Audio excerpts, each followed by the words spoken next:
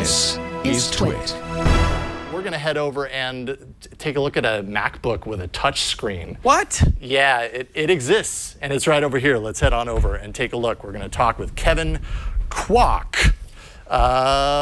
What's up? We're going to Kevin, take a look at this. How do you have a MacBook with a touch screen? Because I think my kids think my MacBook has a touch screen, and they're just hitting it. And that's why all the fingerprints on your display. I didn't want to say anything, but you brought it up, so. You know, I try to clean it every once in a while. I did clean it the other day, actually, and I couldn't believe how I was like, this looks like a new computer. Wow, I need to do this more often.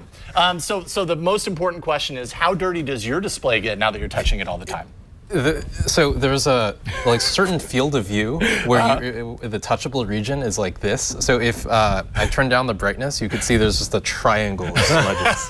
So it's like those when people put in their passcodes, you know, and you can like read it. It's like, you're a computer, we know your passcode right now. So this is really cool. All right, so let's take a step back a little bit. First of all, Kevin Kwok, thank you for hopping in with us today and showing us kind of the technology and where you are right now with bringing touchscreen to a MacBook Pro. And you know, we've shown it off a little bit on screen. It's a work in progress, I would say, at this point, right? Tell us a little bit about the project, kind of where you got the idea for it and why. So I had the idea first when I was in middle school. This was like 8 years ago. I just saw these TED Talks where people were talking about multi-touch and this new thing called the iPhone. And I thought this was really cool, and I wanted my own because obviously I couldn't afford an iPhone or like Microsoft's like Surface. Yep. So I like nagged on my mom. We went to the arts and crafts store, and like I got like pieces of plastic, little bits of mirror, and it like I sort of tried putting them together and trying to figure out if there was a way to build a touchscreen. Like the normal ways for building it involved lasers and like complicated optics, and I didn't have access to any of that and couldn't afford any of that. So I had this idea of sort of recognize that if you're putting your finger against a mirror, you can tell that you're touching the surface of the mirror if your finger looks like it's touching its own reflection. Wow. Okay. And you came up with that in 8th, or was this later? Yeah, this was like in 8th grade. Wow. You know, I wasn't doing that kind of stuff in 8th grade. You guys playing video games. Okay, so when did you get, you know, okay, so well, tell me what it is now. So how did you go from there to actually building this little device? I told a couple of my friends at college about this idea, and they were like, you know, Apple doesn't like for some reason they like spearheaded this whole touchscreen revolution, but they never added it to their Macs. So how about you just take one of those tiny craft mirrors, a paper clip or something, and then attach it to your monitor. And they came up with this idea to like just bring it to laptops. And so we did this about like a year ago with my teammates Guillermo Webster, Anisha Athley, and Logan Engstrom. They couldn't make it today, but. And so it's a little, is that a mirror up there? Yep. So that's a mirror connected with a, paper clip? Yeah, it's about 6 inches of like wire and some Scotch tape. That you coiled. And what's the Scotch tape do? It attaches the wire to the mirror. Oh, that sounds like a good function for Scotch tape. Wait a minute, it tapes it? Wait, it tapes it to the... This is revolutionary. Hold on. Okay, so, and what's it actually doing? So it's taking the reflection, or it's kind of, it's aiming the camera back into itself? Yeah, so I can open up Photo Booth and you can see what the computer sees. You can see like basically the, turn on the... So that's a so you could see, it sees the screen, and if I put my finger here, you could see both my finger and its reflection. And you can tell that like here, because it's sort of not touching, you know that I'm not touching the screen, but here you know that it is. And with this concept, you can extract, with a little bit of math, 3 coordinates, the X, Y, and Z axes, out of a 2D image.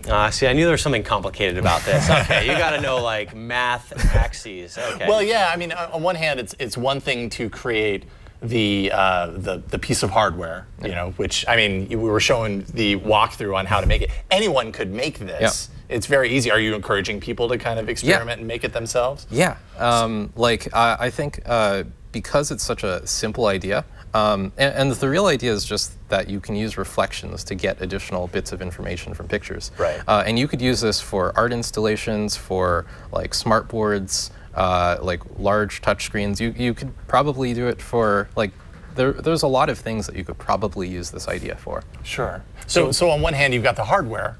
The other side is the software aspect, and like, how was that? I mean, it almost makes it seem like the hardware is the easy part. Yeah. Coming up with the software that actually does what you were talking about, Rich, the complicated math that's involved in doing this, that had to be a big challenge. Yeah. And it's still a work in progress. Like, you'll probably see soon enough that the software doesn't work all that well.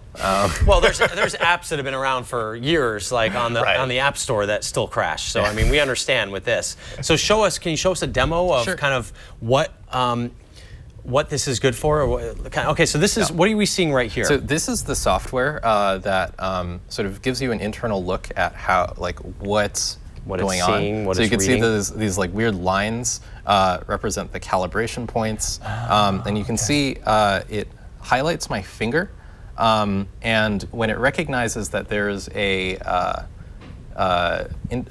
point in between, when it recognizes that there's a reflection and my finger, it draws that tiny little purple dot, and it does all the like weird math and figures out where on the screen, in the screen's coordinates, my finger is, and that's where it draws the big yellow dot.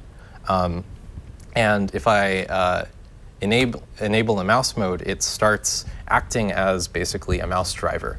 And so it will, as you can see, move my cursor around and simulate click events. Neat. Okay. So obviously this is working off of reflection. That's the prime kind of driver of this technology.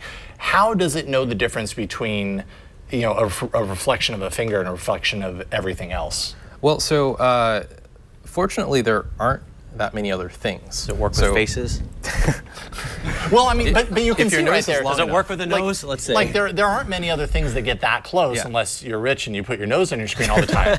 But I mean, there are things that are appearing there, like these little like random reflections. How does it know not to act on those? Basically, it has a couple of pretty silly heuristics. They don't work super well, but like it works enough for rejecting most of the noise. So I can open up, here's a little app.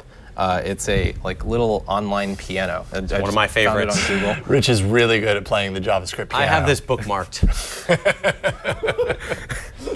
So you can play the piano with your finger. Well, sort of. So I do this at work all the time, my downtime. I'm like, how can I play this darn piano with my fingers? Because I'm always like using the keyboard on my. No one wants to do that. So now you have made it possible. Yeah. So you can see like pressing little buttons. It sort of kind of recognizes where it is and it plays the notes. That's doing pretty good. This is amazing. That is so cool. An angle of the finger, like, do you have to be dead on? You don't have to be totally dead on. It to.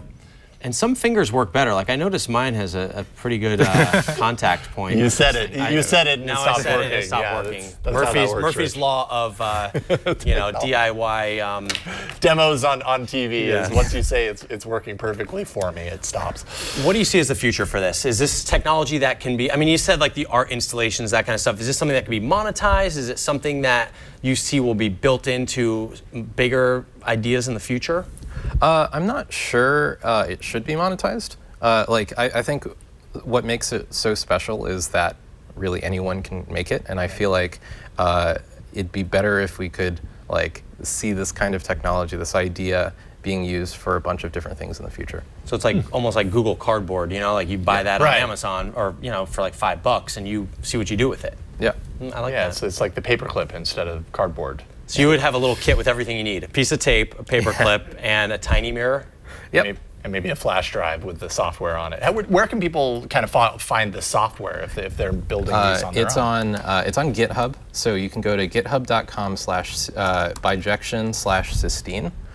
It's called Sistine because one of our first demos was this picture of. It was this picture of Michelangelo's creation of Adam, touching God and a touch screen. And you can be the third person in that for the very first time. So you're talking about how easy and this is for anyone to use, and how that's kind of the approach. Do you have any plans to take this and prototype it?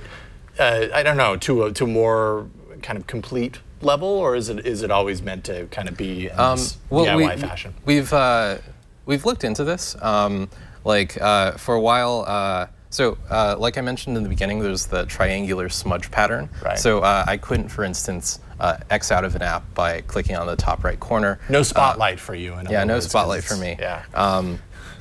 And one way of getting around that would be to have some sort of curved mirror, so it could have a wider field of view. Sure. And so we looked a little bit into what it would take to fabricate one of these. Seems like it's kind of expensive, and we sort of gave up on that. But if there's enough interest, maybe we might continue. Certainly, if there's someone who's interested in sort of taking up this project and going that extra mile, then I would love to be able to help. Awesome. So Apple next MacBook comes out with a touchscreen. Is life over? What's the deal? I think I'm out of $1. Oh no. How Not are too you much ever going to loss live? I love this. This is so great.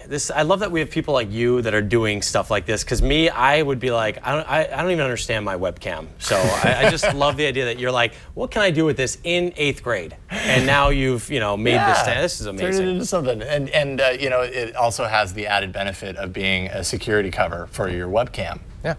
When you're using it anyway.